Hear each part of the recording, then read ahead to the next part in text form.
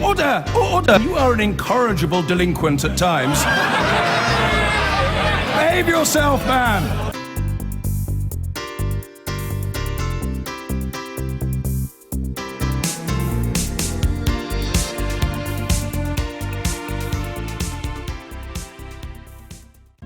A major review into the culture and pay of people working in Britain's banks has been scrapped just months after it was announced.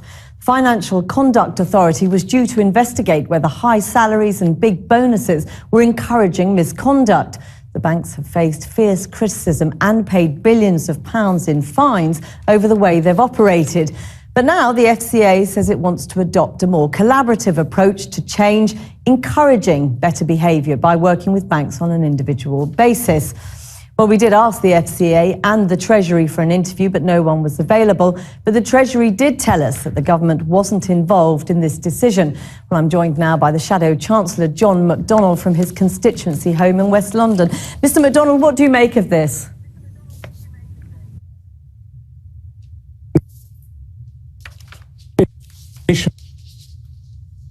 The foundations for the future of our finance sector, and to be completely open and transparent and publish a report in the normal way. It's been halted, and I like many, suspect that this is the influence of the Treasury and the influence of the Chancellor, and I'm very disappointed, and I think many in the finance sector will be disappointed as well, because, as I say, this was meant to lay open some of the problems that we've experienced as a result of, for example, the scandals that have taken place in recent years, and then allow us to then have a future in which people can be confident in. Of course, the Treasury have denied that it's got anything to do with the government, and the FCA insists that improving the culture of the city remains a priority. They just want to do it in a more collaborative way. What's wrong with that? No, what they want to do is they want to do it behind closed doors.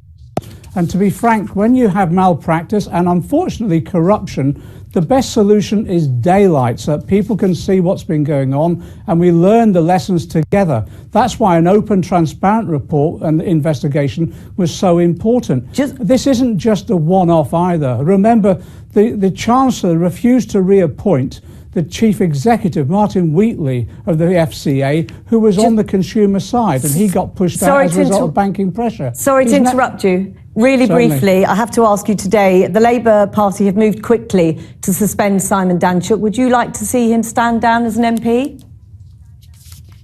Well, it's a matter for the National Executive Committee now to have an investigation, and there'll be a report. And it's the National Executive Committee of the Labour Party that deals with these matters, not individual MPs or shadow ministers. John McDonnell, thank you very much for joining us today. Thank you. There's been widespread criticism of a decision to shelve an inquiry by the Financial Conduct Authority into the culture and behaviour of bankers.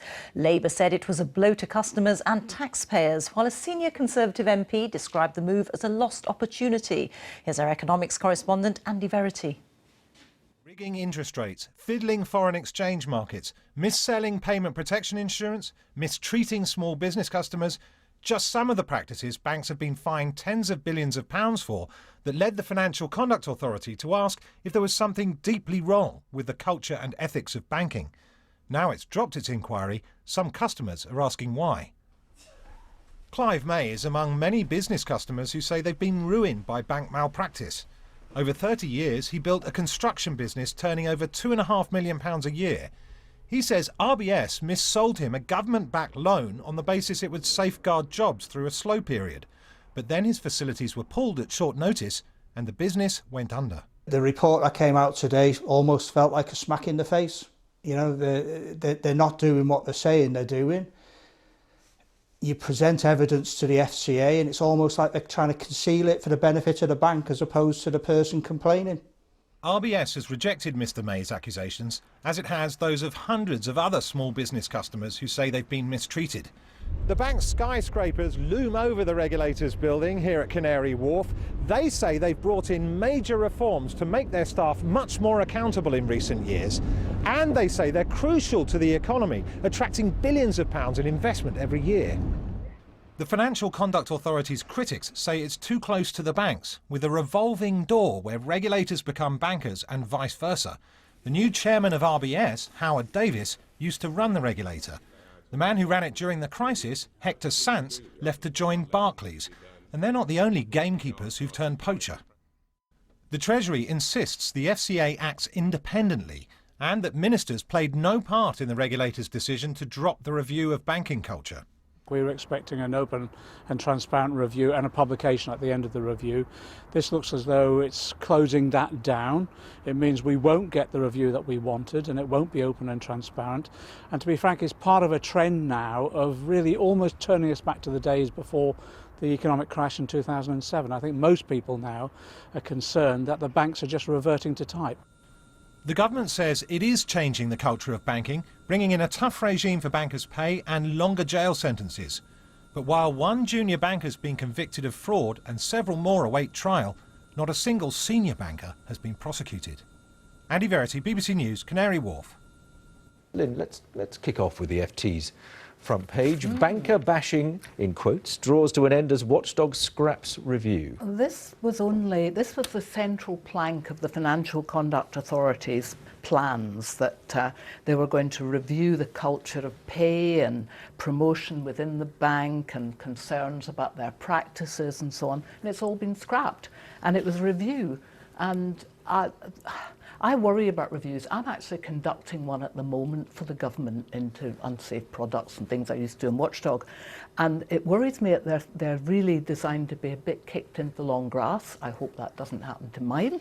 But here's one that was only set up a matter of beginning of August. It was launched. It was put to Parliament, it was put to business, put consumers, and now it's all gone. And I don't know if that's associated with the fact that the Chief Executive of the Financial Conduct Authority, Martin Wheatley, was forced out just around the time they were launching this review. So now it looks like it's been scrapped. Scrapped or delayed?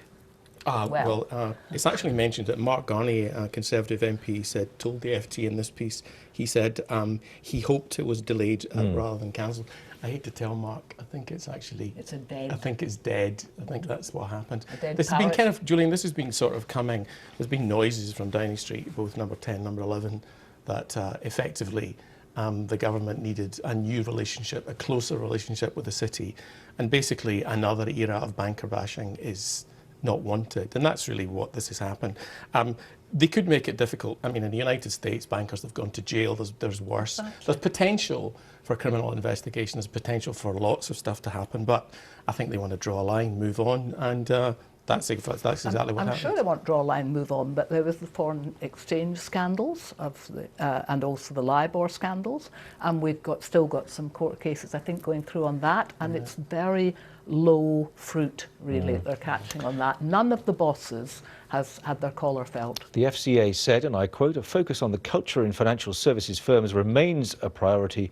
There is currently extensive ongoing work in this area within firms and externally." Extensive ongoing. I don't actually know what that means. How long does ongoing take? I'm not sure. And I still remember the days when actually people like Fred Goodwin were knighted for their services to banking. So I think maybe the test will come when we get the first honours list that's got one of the senior bankers in it, and then that will really tell us if it's or finished. Or why don't they publish their Christmas bonuses to stop us being cynical? Too early.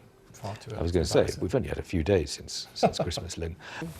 Main story, though, on the front of the FT is that banker bashing is coming to an end. A review is scrapped. Because it's hard to compare different banks, they say, or the cultures of different banks. That's remarkable, isn't it? You'd think, I mean, how quickly do we forget? I was reading a book earlier this year about how the next crisis is going to be even worse that's coming in banking. I mean, it's particularly sort of doom and gloomy. But unless we change something fundamentally, we are at risk of that. And I just cannot understand how we don't go and look into, something that created this catastrophic thing for so many people. And the idea of saying, banker bashing's over, yeah, they really are doing God's work, as Lloyd Blankfein famously said. Yes, yeah. It's madness. Well, I would actually disagree with you a little bit here.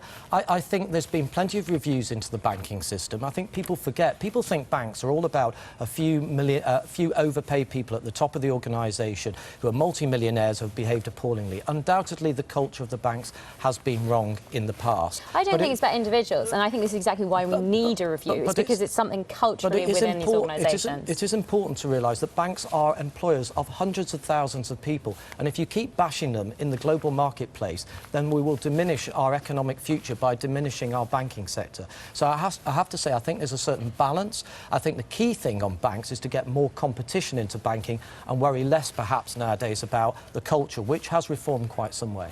The culture of risk-taking, you're presumably talking about, the culture of risk-taking, and also the culture of laissez-faire management, which I think has really been gripped within banks. Too big to fail, as so many of these banks were, should be too big to exist, and we have in no way fixed that. No, and I agree with that, and I really think what the government should be focusing on here is actually getting more competition and making sure that no bank is too big to fail, and that's the key thing. I think the culture of banks, I think we've come to the end of this particular chapter of bashing banks. OK. I've been